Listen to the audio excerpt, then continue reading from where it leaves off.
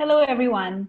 Welcome to the talk on Head, Heart, Hand, and Soul in Education. My name is Ini Toli, and I work in the research and design team at SEF. Hi, everyone. My name is Srishti, and I also work with the research and design team at SEF.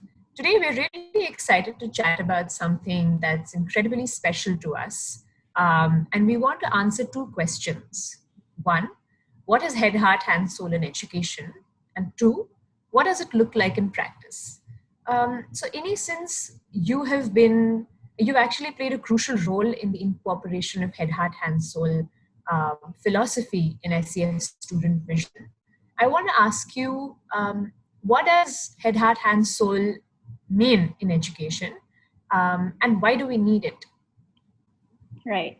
Thanks, Shrishti. I think the head, heart, hand, and soul in education, it essentially means that education must chiefly grow and nurture in children the skills and dispositions to face the integrated life, right? And that means we experience literacy and numeracy skills with people, right, in a certain space and time. And so, how are we preparing kids? How are we helping them to face such times, right? How are we helping them to react to certain situations? How are we helping them to use certain words at a certain time? Gandhi, Aurobindo, and Krishnamurti, they have gone ahead of us in advocating for an education of the head, heart, head, and soul in their own ways.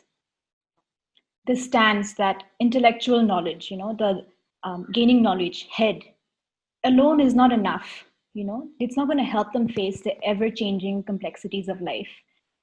And we know by our own experience as students once upon a time and now as educators, and we know our students currently face the same struggle of a sudden disconnect as they step out of the school. They do not know what to make sense of multiplication beyond the school gate, or what to do with addition beyond the school gate, perhaps. Currently, I think most problems in the world also exist because people are not educated enough or they're not educated wholly. And so then we start asking ourselves, how is education building character? Or how is it building self-awareness or empathy in us? Is the learning process, is learning mathematics or is learning literacy or social sciences helping us realize the latent potential in ourselves to bring change? Are we doing that for kids? So it is the education of the whole child that we're talking about when we say the education of the head, heart, hand, and soul. Thank you for summarizing that really beautifully for us, Ini. The second thing that I wanted to talk to you about was the emergence of head, heart, hand, soul at SEF, right? And at what point did we feel the need to integrate it in our student vision? Right. So like I said earlier, right, we as a student ourselves, we experience rote learning, and we see it in our kids today, how there is this immediate disengagement with content in classrooms right now. The moment they step out of the schools, they don't know how to make sense of multiplication. They don't know how to make sense of this theory that they just learned in their social science class. So we saw that even today, students have no space to express themselves in the classroom. We saw social stigma play out amongst peers. There's this fear of expressing yourself or asking questions because of this hierarchy that's already existing in classrooms and in the society. We also saw that in our stakeholders, in the way that other stakeholders interact with each other. And so there needed to be more than just content and exams in their experience of school and learning and teaching. So as a team, I think SEF really felt the need all the more to come together and have a strong sense of direction in the way that we were moving forward with our practices and interventions. We needed a strong frame of reference, a common frame of reference. And so after months of collaborating work, which meant that we engaged in a lot of reflection together, a lot of research and studies together, and eventually we ended up defining one common student vision together. This became a shared vision for all of us, and it really strengthened our collaborative work, in our schools and with our stakeholders.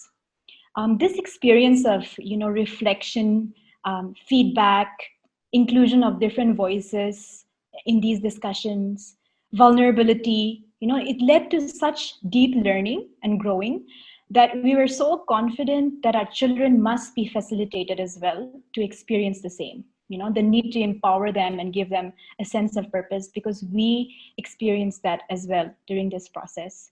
We're currently working on integrating the head, heart, hand, and soul into our practices in schools and with each other, be it curriculum development, team development, as well as teacher, principal, and parent development.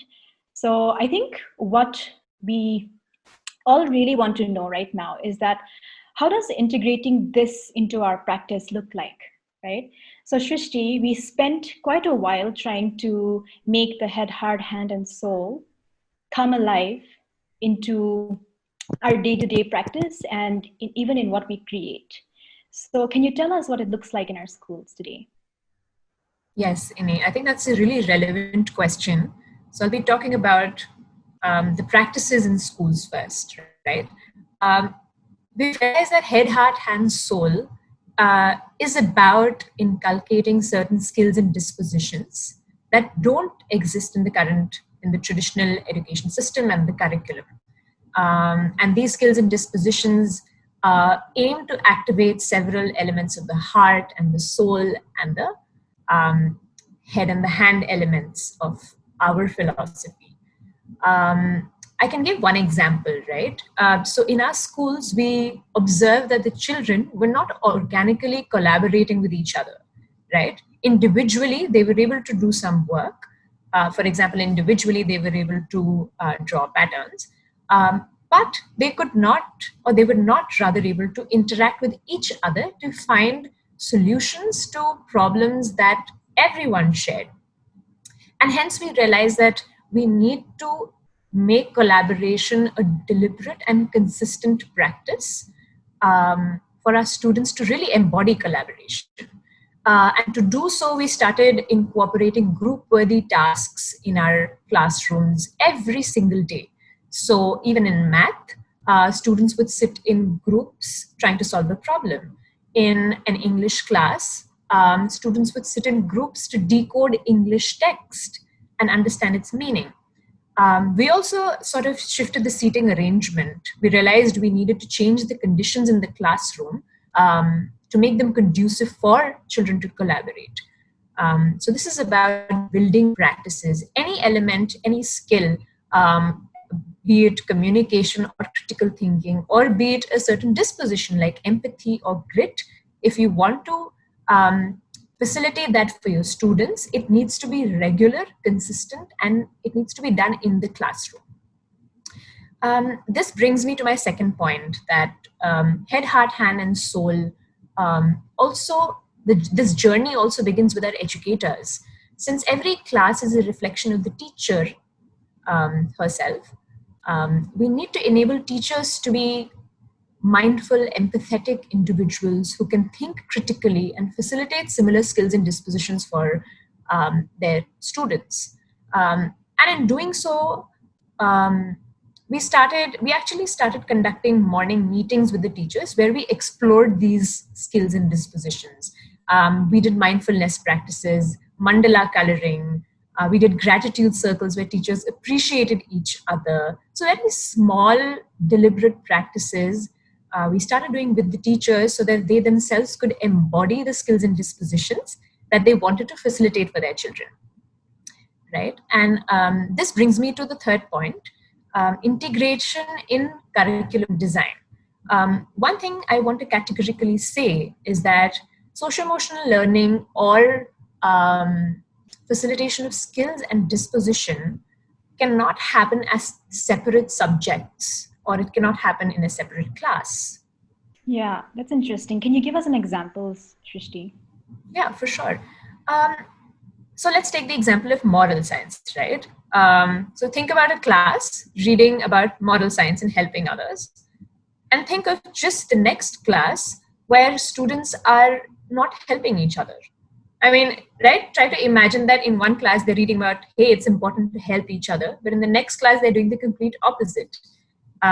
Because they're not getting opportunities to help each other, or they're not getting opportunities to demonstrate empathy towards each other. So it's really about creating those opportunities within classrooms for the students to practice these skills and dispositions. It's important to have these integrated with academic content, because as adults we solve real life problems, we collaborate with peers, and we feel multiple emotions at the same time. So it makes sense. And why must we not experience integrated learning as children if we're expected to live in an integrated way as adults, right? And to just share one example, here you can see a girl and she's drawn a portrait of herself. This is an example of integration. And if you can look closer, you'll be able to see that she has written some words to describe herself. So this exercise was designed for the children to explore self-awareness, creativity, and the academic element of describing words in literacy. So this is one example in which how all of this can come together, right? And this brings me to a really relevant dilemma that a lot of us as educators we face. And the struggle is, if we focus too much on soft skills and building these dispositions, we lag behind in academic learning. Have you faced something similar? What are your thoughts about this? Right. Thanks for bringing that up. I think that's a very current issue that we're facing also, right? Where we have created plans where we realize that, oh no, there's so much collaboration going on, but we've forgotten if we lost track of if the mastery happened in that mathematical skill. And so it is an existing challenge, and I don't want to take it lightly. But at the same time, I think we've also learned that it can happen simultaneously, right? Because research at the end of the day does show that soft skills integrated with content, it enables better understanding. There is retention, and the motivation to learn also increases. So I think it became a matter of priority for us. Who do we want our children to be? Our student vision says that we want them to act in alignment of head, heart, hand, and soul in service of all beings. Well, is that happening in my class right now?